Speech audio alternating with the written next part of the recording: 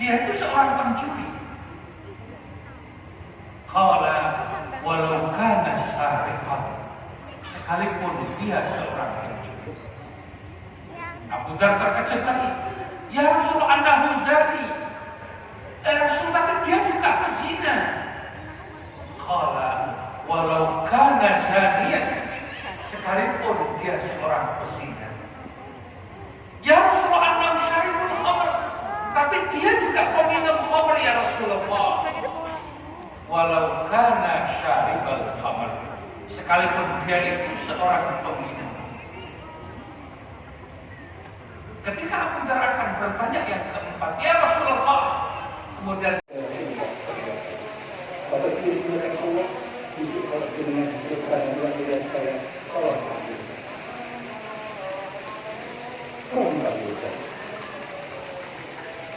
ibu-ibu kalau nak melihat suaminya di surga, tanyakan kepada kenapa Allah suaminya kok tidak ada di surga, ini kenapa?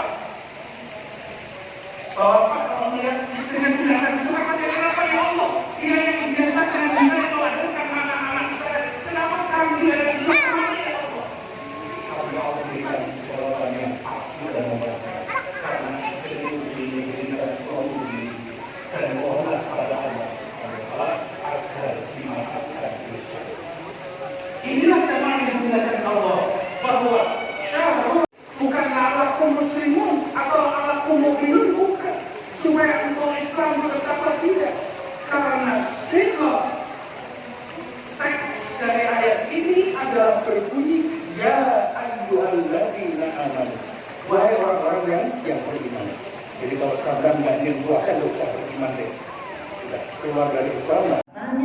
Dari hak orang lain yang ada di dalam harta itu.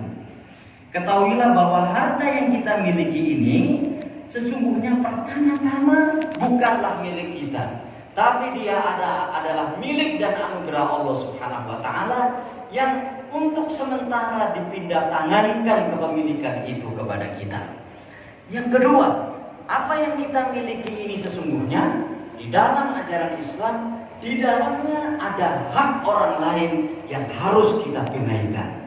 Dan karena itulah celaan Allah Subhanahu wa taala begitu berat di dalam surat itu, di ayat-ayat pertama di surat itu dengan mengatakan ara'aital ladzi yukadzibu biddin. Ya, tahukah kamu Muhammad orang-orang yang mendustakan agama?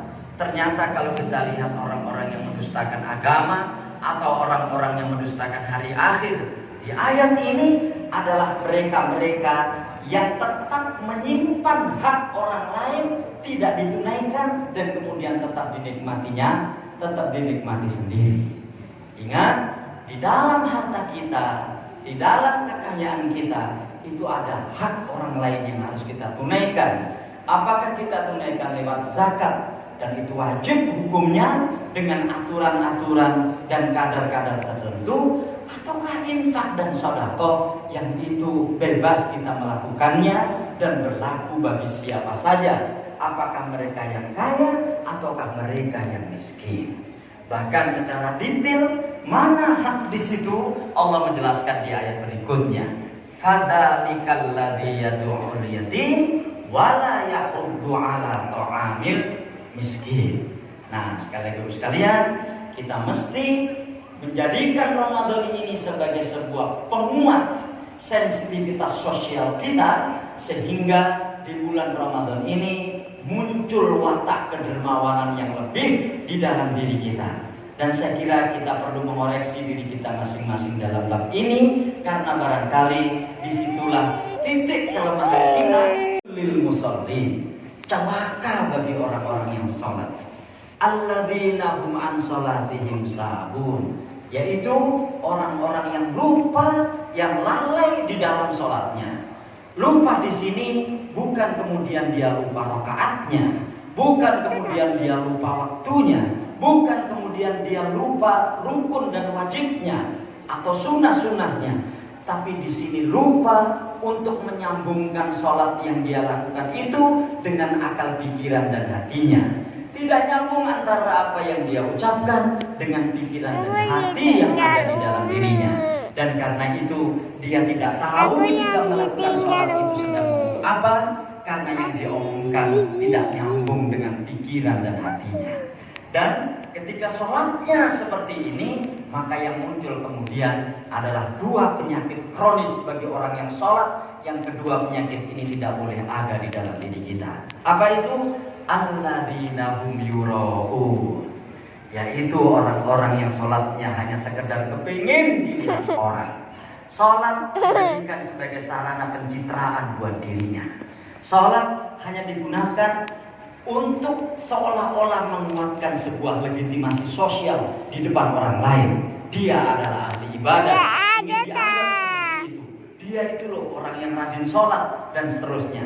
Dan kemudian legitimasi sosial yang ingin dia ambil dari sholat itu digunakan untuk kepentingan-kepentingan lainnya. Manakala orang memberikan peluang-peluang tertentu kepadanya, akibat orang melihat bahwa dia itu seolah-olah orang yang rajin sholat. Alladzina hum yura'un, lagi-lagi sholatnya hanya sekedar untuk mendapatkan pengakuan orang. Dan yang terakhir ini Bapak sekalian, saya kira yang juga perlu kita cermati bersama, wa yamna'unal ma'un.